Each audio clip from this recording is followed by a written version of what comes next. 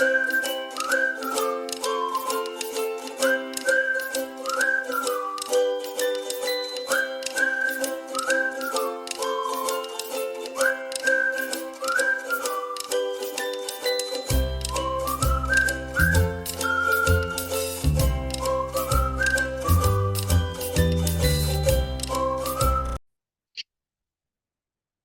tout le monde, j'espère que vous allez bien.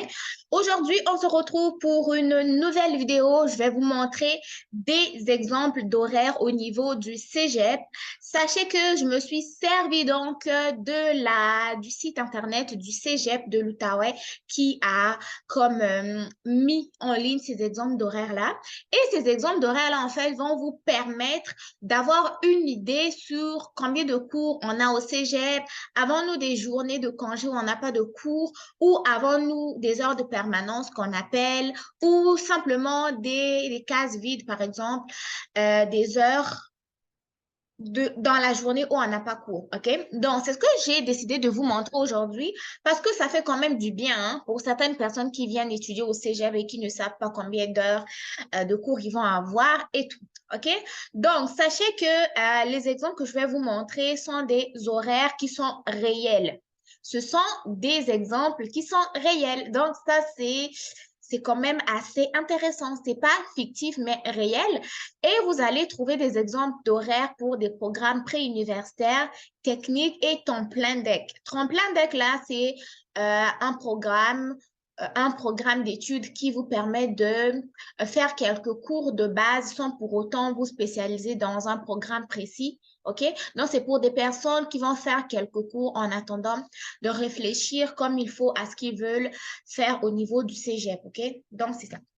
Donc, vous devez savoir que vu que ce sont des horaires qui sont quand même réels, ils ont été anonymisés, c'est-à-dire qu'ils ont enlevé le nom des étudiants qui ont été inscrits donc à la session. Et vous devez savoir que ces horaires-là, en fait, viennent de la session d'automne 2019. Donc, ce sont des vrais horaires de la session d'automne 2019 au niveau du Cégep de l'Outaouais. Ce qu'ils ont fait, ils ont simplement enlevé le nom des étudiants, OK? Au niveau du Cégep de l'Outaouais.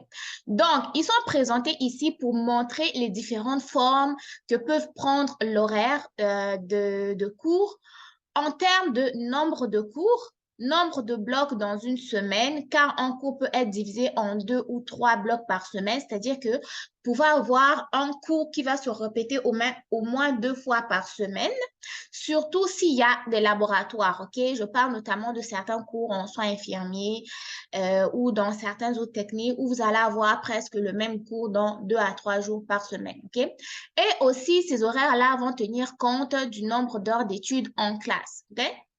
Il y a une petite attention il y a une petite note ici qui ont dit de faire attention. Donc, vous devez savoir que ces horaires présentés à titre indicatif n'impliquent pas qu'une étudiante inscrite dans un programme présenté aura un horaire semblable. Ça, je tiens à vous le préciser, chers amis qui suivez la vidéo. Bien que ce soit des horaires qui sont réels, qui ont été faits pour des étudiants, vous devez savoir que c'est pas parce que vous aussi, vous allez vous inscrire dans le même programme, à la même session, que vous allez avoir le même type d'horaire, OK? Ça vous donne quand même une idée, mais n'espérez pas avoir le même type d'horaire, OK? C'est ce qu'ils veulent vous préciser. Ils disent aussi que horaire semblable, puisque chaque étudiant a un horaire propre selon le choix de cours, OK? Là, l'étudiant ou l'étudiante qui a été choisi ici avait certains cours. Ce qui fait que vous pouvez vous inscrire, mais vous n'avez pas le même nombre de cours, donc vous n'aurez pas le même type d'horaire. Si elle avait par exemple chimie vendredi, vous n'avez pas pris chimie par exemple à la session d'automne, n'espérez pas avoir chimie à l'autre session d'automne au même jour, quoi, OK? J'espère que que je me fais comprendre un peu. Mais sinon, c'est pas grave, là, le lien va être en barre d'informations, OK? Donc, ça tient compte du choix de cours et peut et peuvent modifier son horaire ou alléger ou annuler certains cours. OK, en gros, ça veut dire quoi? Si par exemple, ici, l'étudiant avait 5 cours et ça, c'était son horaire, sachez que il y a une période de désinscription qui existe au niveau des cégep et de l'université où tu te dis, moi, je suis très chargée cette session, j'ai 5 cours, je préfère annuler 2 cours sans mention d'échec et continuer avec 3 cours. Donc, ce qui va faire que ton horaire va être modifié, OK? C'est ce qu'il veut dire ici. Maintenant, ceci étant éclairci, on va maintenant regarder des exemples d'horaires. Là, nous avons le programme Tremplin DEC, qui est un programme qui vous permet de faire certains cours comme l'éducation physique, le français, l'anglais. Il y a un autre cours là, la philosophie, en attendant que vous choisissez votre programme spécifique au niveau du cégep. Donc, ici, vous regardez les descriptions ici. Nom et prénom de l'étudiant va figurer ici à gauche. Tremplin DEC, c'est le programme. Son casier est ici. Ensuite de ça, la personne a 5 cours, donc 10 blocs qui donnent un total donc, de 19 heures. Et je ne sais pas si c'est son nom, mais au niveau de l'horaire de l'étudiant, ça, c'est la semaine du 26 août 2019, OK? Donc, ici, par exemple, l'horaire normal, la journée de cours, pardon, commence de 8 heures et ici, on voit que ces cours s'achèvent à 17h30, mais comment on dit, le créneau peut continuer jusqu'à 22 heures. Donc, s'il y a certains cours qui se donnent tard, sachez que vous pouvez des fois avoir cours jusqu'à 22 heures ici. Donc, la personne, on se rend compte qu'elle a cours lundi, mardi, mercredi, jeudi. Vendredi, c'est une journée off où il n'y a pas de cours. Et ce qui fait que, non, ouais, lundi n'a pas de cours, donc ça fait que la personne a un jour de congé dans la semaine avec la fin de semaine, 3 jours de congé par semaine. Ça, c'est bon. Donc, pour ce qui est de lundi, la personne commence donc ses cours à 10 heures. Ça, c'est le premier cours qui est écriture et je sais pas c'est quoi. Donc, c'est écriture. Ça, c'est le nom du programme que vous voyez ici. F1323, ça, c'est la classe. Et le nom de la professeure, donc, c'est Bouliane S. OK? Donc, le cours d'écriture commence de 13 heures jusqu'à 11h30. Ensuite, après ce cours-là, de 12 heures à 12h30, il y a une pause. OK? Une pause. Donc, tu peux en profiter pour aller manger, pour grignoter, pour te relaxer un peu. OK? En plus, ton cours commence à 10 heures. Tu as amplement le temps de te réveiller comme il faut, de faire ton petit lunch pour aller manger à l'école. Ensuite, la personne reprend les cours de 13 heures à 14h30, qui est un autre cours. Et de 14h30, il y a comme une pause de 30 minutes et tu recommences à 15h. 15h jusqu'à 16h30. 16h30, il y a une pause de 30 minutes. Tu reprends de 17h à 17h30, OK? On voit très bien que entre le cours suivant, il y a une petite pause. Cette pause-là, ça fait très bien. Ça te fait comme une petite coupure entre le premier cours et le deuxième cours. Et c'est notamment le moment où tu en profites d'aller déposer les affaires du premier cours dans ton casier, prendre des nouveaux livres, aller faire pipi, aller boire un peu d'eau et recommencer l'autre cours.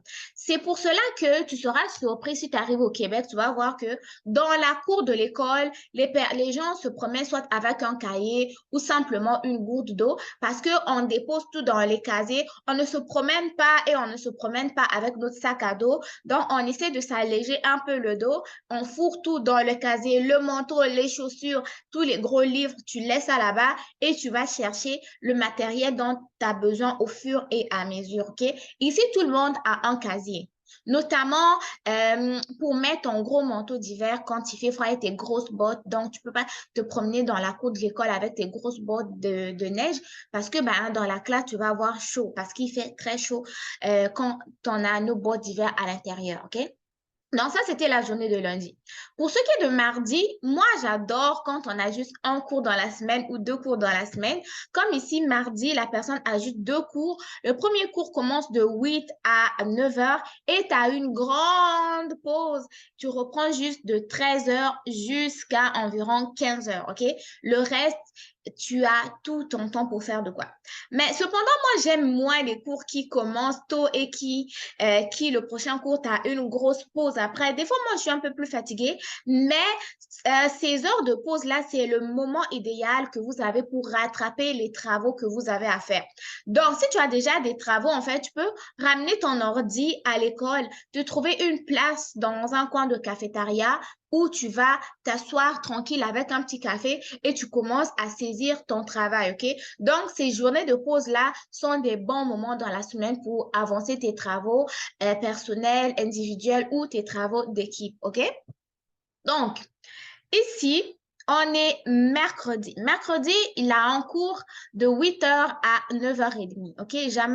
Jamais de cours les mercredis midi. Ensuite, tu vois, de 9h30, le prochain cours, il revient uniquement à 16h, OK? Donc, ici aussi, tu as amplement le temps de pouvoir faire tes travaux, OK? Donc, profitez des temps libres dans la journée que vous avez avant le cours suivant d'avancer vos travaux. Et jeudi, ben, c'est excellent. Pourquoi? Parce qu'il y a seulement deux cours. Le premier cours va commencer à 8h et le deuxième cours commence à 10h30 et la personne finit sa journée à 11h. Donc, jeudi 11h, tu as fini tes cours. Tu as ton jeudi après-midi, ton vendredi toute la journée, tu as samedi, dimanche. Ce qui fait que tu peux profiter de ton jeudi après-midi et de ton vendredi matin pour avancer tes devoirs, faire tes travaux. Le vendredi soir, ce que tu peux faire, ben, tu peux préparer ta semaine. Donc, tu peux aller faire ton épicerie, faire ton lavage, faire ton ménage et tout. Et tu vas profiter donc de samedi et dimanche pour aller travailler parce que oui, tu as besoin d'argent. Et lundi, ben, tu retournes dans ta routine d'étudiant, OK? Donc, c'était un peu ce que je voulais vous expliquer par rapport aux heures vides que nous avons pendant les cours. C'est très important d'en profiter. Ensuite, si on prend un horaire, par exemple, d'un étudiant en sciences de la nature, ici, vous regardez, vous allez voir, pardon, que la personne a 6 cours, soit 14 blocs, qui lui donnent en tout 26 heures de cours par semaine. Donc, la personne commence ses cours généralement pardon, du lundi au vendredi. Et ici, vous allez voir que les cours vont commencer à 10 heures et se terminer à 17 heures. Et mardi, les cours commencent à 10 heures, vont se terminer environ à 17h30. Le mercredi commence à 9h30, il finit à 16h30. Vous avez une grande pause ici, on en profite pour faire les travaux. Jeudi, tu peux commencer à 8 heures et terminer ici à 15 heures et vendredi, tu as deux cours. Donc, ce qui fait que tu as le temps ici jeudi soir et vendredi soir pour avancer tes travaux.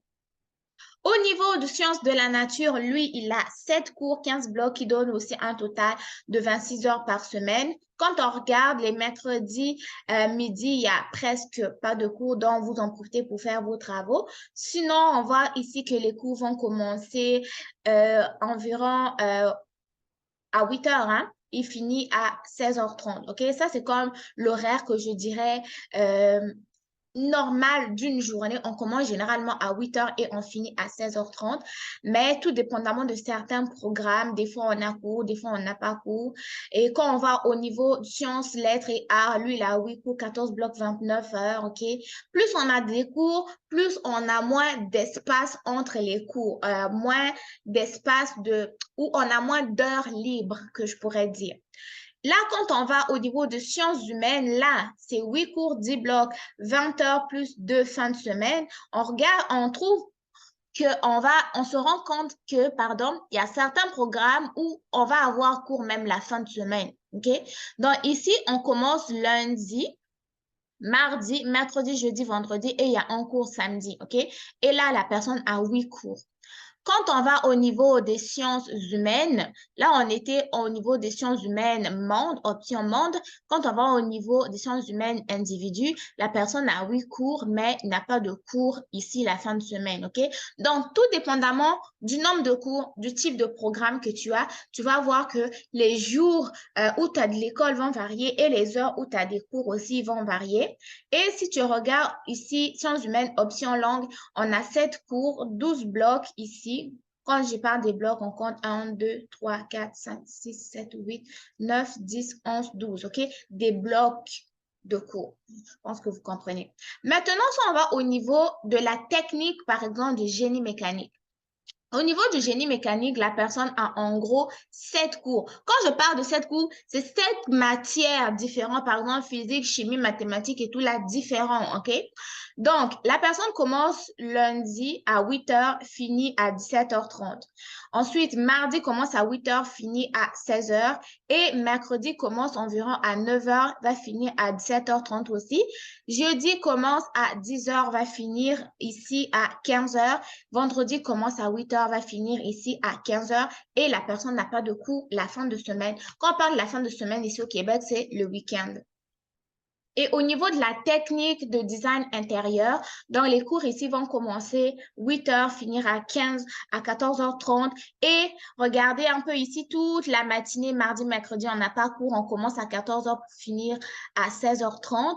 Jeudi, vendredi, les cours commencent à 8h pile. Ils se terminent ici à 16h30. Et vendredi, pareil, pour finir à 15h, OK? Donc, tout dépendamment du nombre de cours, les journées vont changer. Ici, au niveau de la technique de comptabilité, c'est 7 cours de 11 blocs avec un 24 heures de cours.